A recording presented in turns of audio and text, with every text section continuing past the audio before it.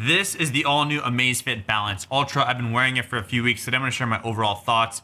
Is this watch worth $599? Should you get the Balance 3, Balance 3 Titanium, or the Balance 3 Ultra? Let's get into it. Now, if you didn't know, Amazfit makes some of the best watches for the money. They are the official wearable partner for High Rocks. If you're training or competing in High Rocks, this is the watch to pick because they do have actual High Rocks modes on here. No other watch has that. And it's great for swimming, running, biking, and all the other fitness activities out there, just like any other smart GPS watch. But the biggest question is the Ultra worth the $150 to $230 price gap against the Balance 3 and the Balance 3 Titanium?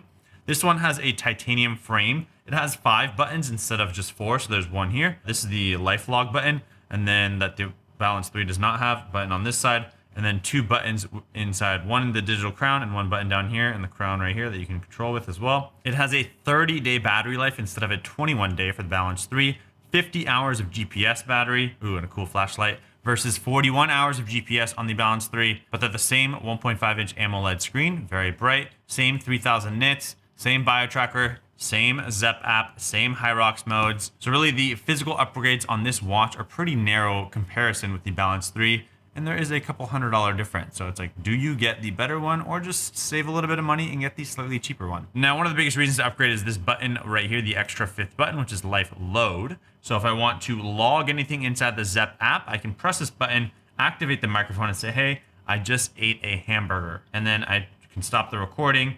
It will now log that in my Life Load and be able to change my hybrid charge number, which is inside of the app based on the things that I've logged. So let's say I want to log alcohol usage, eating a big meal, doing a very intense activity that maybe I forgot to track, or whatever that might be. I can log it in regular voice. Then they'll use ZEP AI to figure out what you said and be able to log that specific information and then update your hybrid charge data, which is kind of like Garmin's battery data. It's kind of like their metric for how much energy do you have today. So if you drink alcohol, that number is going to get decreased based on that information if you use the Life Load feature to log that with that single button. So that's one reason I would upgrade. The second reason is the better battery life. If you just don't want to charge your devices often, 10 hours of more GPS just means, that's like 10 more runs, 9 more days of battery life. It's just more convenient to not have to charge it as often. So you're paying for convenience. And then the titanium frame. So if you want that durability, I would argue the button and the battery are the two biggest things. If those are important to you, pay to upgrade. If they're not, stick with the Balance 3 or the Balance 3 stainless steel. Now, should Balance 2 owners upgrade?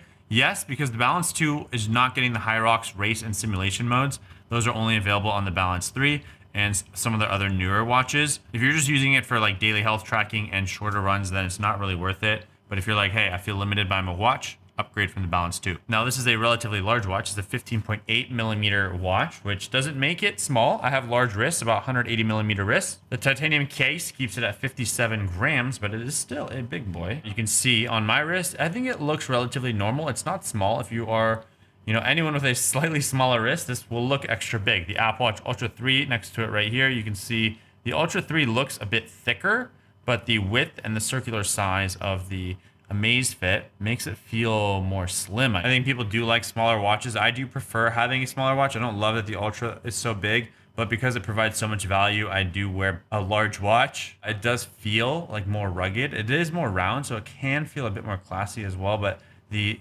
titanium body of it does make it feel like I'm an outdoorsy person. What about the hybrid training, hybrid charge features? How do they actually work? What do these metrics mean? And how does it compare to like a Whoop and an Oura Ring? Well, hybrid charge starts with a specific value at the beginning of the day, and then it will decrease depending on what happens. You maybe use the Life Load feature to log alcohol. That can decrease your number. Workouts, stress, illness, any kind of nutrition intake that might not be the best for you, that will decrease this number. So it's a subjective events, RPE, so your exertion from workouts, strength focus, endurance focus training to create this entire number. This is a new metric and number that they've added with this new watch. The goal is to tie biocharge training load into a single readiness number. So it's like Garmin's body battery, but it also takes into account that you had a stressful day. It's somewhat similar to Whoop's recovery score. So let's kind of compare and see how they look over time. Looks like we had a 41% versus a 52% versus a 31 versus 23.48 and the 77 versus 37.73. So I do argue they're a little bit all over the place. I think some of these metrics that start to build upon the base stuff like resting heart rate, HRV, they start to get a little too abstract and I don't look at them in as much detail. It can be insightful, but this is the one metric I just haven't fully realized, like, am I going to use this to influence how I train and think about things?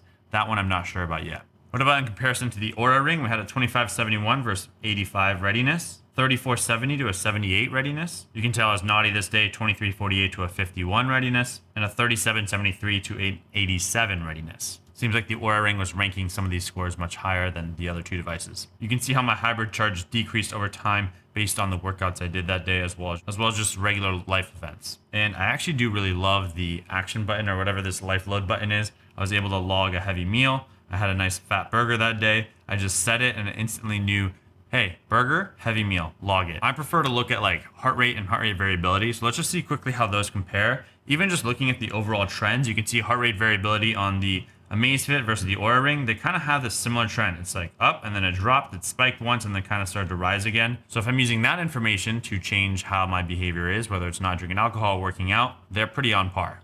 Same thing when we look at resting heart rate. I had that one spike yesterday, and then the rest of the days it seemed pretty flat. So even that information, the trends, very close. Now, what about the battery life? They do say 30 days of battery life. That is very hard to measure because one, when you do GPS workouts, you get 50 hours of GPS. So that's going to reduce 30 days down. I usually just cut that time in half, and I say if I'm working out a lot, I'm most likely going to get about 15 days of battery life with workouts. The always on display is obviously going to reduce some of that battery life, and the auto brightness is also going to impact the nits. So it does support 3000 nits of brightness, but in auto brightness, it will cap it to 2000 nits as well as disable it anytime you're below 30%. The Apple Watch also has 3000 nits, so you can kind of see the brightness levels side by side here. This is obviously indoors, but I do think it gets close, but not as bright because I do have auto brightness on right now. Okay, well, what about heart rate and GPS accuracy? So now we're going to compare it against the Garmin Apple Watch. I did a run, a bike, and some strength training. So here, as you can see, I have a run with Amazfit. I did an Apple Watch Ultra 3 and an Amazfit Balance Ultra, and then the Garmin Forerunner 970 with the HRM 600, which is a chest heart rate strap. So that way, that's supposed to be the most accurate heart rate because it's measuring the electrical signals rather than using optical sensors, which is the light that gets emitted into your wrist. And then when you're running, your wrists are moving. So even with heavy watches, they typically have less accurate heart rate monitors because of the weight and them needing to bounce light into your wrist to understand what your heart rate might be. Now we'll dive into each of the data pieces. So cadence, all relatively close, like excellent agreement. Speed, relatively good. Heart rate, this is the one we care about the most. See, like I said, the wrist devices tended to agree the most. It looks like the Apple Watch Ultra 3 and the Amazfit Balance were very close, which that's good to know. But then when it came to comparing those wrist devices to the chest heart rate strap, they're both relatively off. The Apple Watch seemed to be closer to the chest heart rate strap than the Amazfit did. So if you're looking for the most accurate heart rate data, that's where you'd pay that premium $300 more to get the Apple Watch Ultra 3, in my opinion. When we look at the overall chart of the heart rate data, like there are a few sections, like right here, where maybe it drifted off when I paused the workout. Up here, looks like the Amazfit tended to skyrocket a little bit more than from the group. But overall, they're relatively close. Like I wouldn't say it's awful, but there are moments where the heart rate just wasn't perfect. Elevation, similar-ish trends. Okay, what about the biking session? Now the biking, you're moving less often. Your wrist is just moving less, so you're gonna get a more accurate data. I had the chest heart rate strap on the Garmin again, Amazfit Balance Ultra, and then the Apple Watch Ultra 3. As you can see, relatively close. I don't know, for some reason this seemed to have jumped around a bit more. I don't know what happened to the Apple Watch. Maybe there's just vibrations on the wrist from the handlebars, but they seem to not be as close. It looks like, once again, Amazfit and Apple Watch were very close, but then when it came to the chest heart rate strap, they were way off, even worse than running. Maybe there's just a lot of vibrations on my wrist that could have caused this, but that's just something to keep in mind. If you want more accurate heart rate data, chest heart rate strap. The Apple Watch Ultra 3 and the Amazfit just didn't do it that well here. Elevation, all pretty similar. And then a quick look at the GPS tracks. We can see, all right, I rode into Central Park on my bike. You can barely see any difference between these lines. It's probably the point where I go into the city. Yep, the Garmin seemed to have jumped away from everyone else. But overall, they were kind of just on top of each other almost perfectly. So that's pretty impressive. Lastly, strength training. How did that look? Looks like, the graphs are definitely more up and down because in strength training, you start and then you stop and take a break. There's less heart rate confidence. I think the overall averages are close. As you can see, the bias is 1 heart rate. Excellent. But it looks like we're missing a lot more data. There's less smoothness in the data. But overall, they both tend to get decent heart rate data in strength training. compared to each other. Okay, but what about the Hyrox simulation and race modes? Are they actually useful? So there's 4 Hyrox modes. There's Hyrox Race, Hyrox PFT, Hyrox Training, and Hyrox Simulation. I've only used it during races. So if I go ahead and select race, you can say, hey, am I doing an individual, doubles, or relay? I just did individuals this past New York. You get that same loading screen as you would with a workout. And I can go ahead and change. It's going to say what's up next is the sled push. Or no, I guess it's not. Sled push is not first, but Hyrox Race can only be paused by long pressing the select button. So that's that button. Cool, good to know. All right, now we're running, so it knows I'm in the running mode. On the right-hand side, it's going to show us we're doing ski erg next. So once I'm ready, I'll press this button right here. It says you ran for 15 seconds. 15 seconds. And now it's showing me the ski erg. All right, we're 8 seconds in. It's going to just show that visual so I know what's next. And then it kind of continues. We press it again, it shows the run.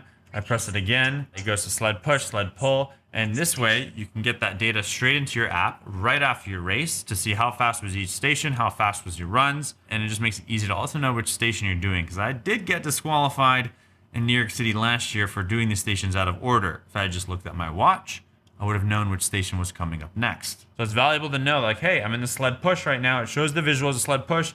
Next up is run. Obviously, that one's easy because running is after every station. But if I'm running and I don't know what we're doing next, like, hey, it says you're running here, the duration, total duration, and I'm doing sled pull next, I can look at my watch. Oh, that's sled pull. All right. So make sure we go to that right station when we get there. And I can press this, and this is what it sounds like. Previous segment took 26 seconds. Next station, sled pull. And once you finish the race, you can actually see all your splits on the watch itself. So from that regard, I think it's really useful to know, hey, which station I'm doing, how much time did it take. I can see it right there on my watch as soon as I finish Hyrox. I find that very useful. I wear an Amazfit every time I compete in Hyrox. You could use the segment features on an Apple Watch or a Garmin as well. They just don't give you the guidance based on the stations. And now there is the new Hilo Strap Pro, which will help even more with that.